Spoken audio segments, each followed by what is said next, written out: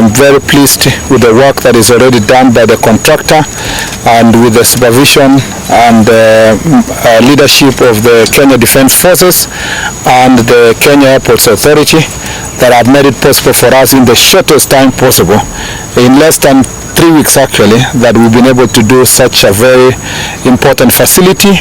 We are doing 10 kilometers in Kericho town. We are doing roads that have access to the market, that have access to estates, that have access to the stadium. We are also doing, as you've seen, we've done Cabro here at the stadium itself, and therefore I think I am really impressed by what we are doing to deliver Kericho from a very disorganized town.